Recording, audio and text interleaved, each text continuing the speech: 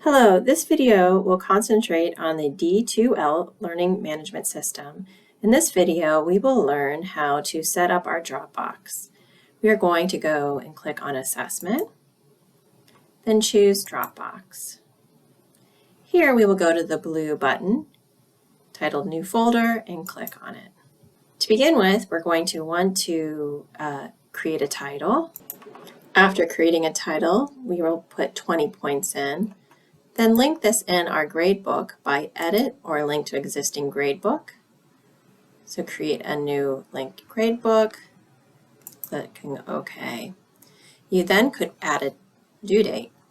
Over here on the right are 3 different areas that we can add and edit. We have available dates and conditions, start date and end date with release conditions, submission and completion, individual or group assignments. We could assign this to a category such as week 1 category. We could say what the submission type is. If it's a text submission, on-paper submission, or file submission, we're going to make this a file submission.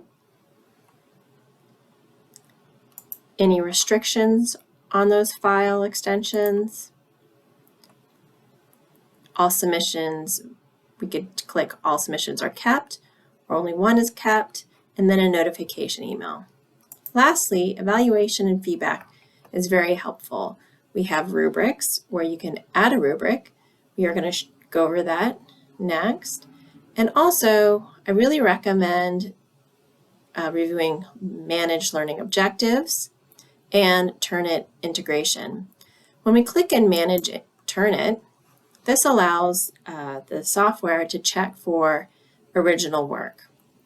So we're going to enable similarity report for this folder. We are going to want to automatically similarity checking on all submissions, making sure that it's original.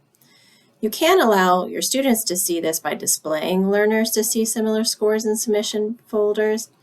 I personally like to keep that more anonymous. And then online grading, enable online grading for this folder. And automatically sync grades as draft in Brightspace or manage sync grades in draft in Brightspace. If we click on more options, you can continue.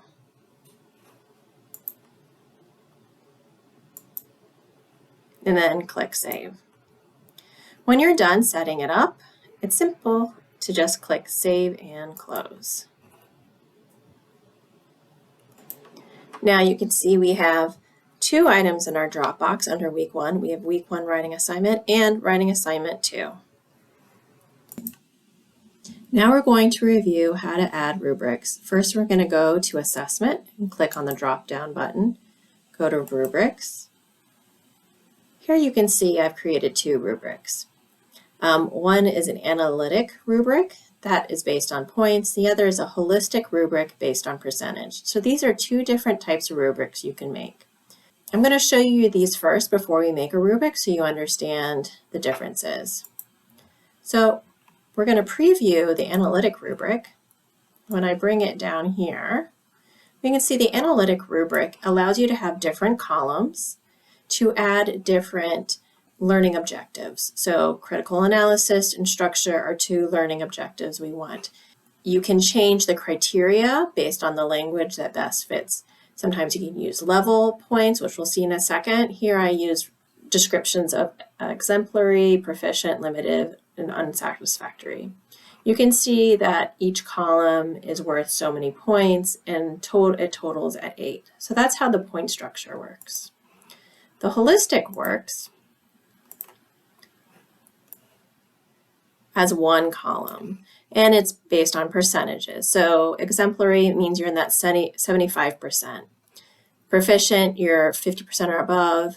Limited, 25% and above, or unsatisfactory. And this is out of 100%. So now that we've seen the 2 different types of rubrics, we're going to go ahead and make one. First, we're going to click on New Rubric. I'm going to go ahead and fill this out a little bit and then meet you back.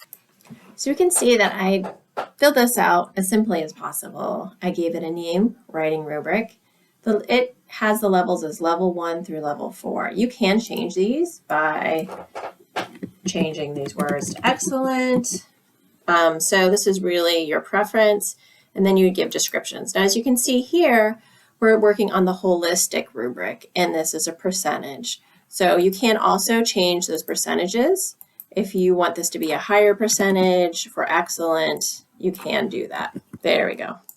Took a little effort there. And that is how you build a rubric. Now, if you wanted to do the analytic rubric, you would click down on the type and choose analytic, and you would again fill this out as you were the last one. And if we close, the nice thing about the rubrics is they save automatically. And if you make a rubric you don't want, you just click and then delete the selected rubrics. And you can always go back in and edit the rubrics. And it's really nice, you can copy it, so you can make a rubric and then make adjustments to the copied version. And that's how you create a rubric.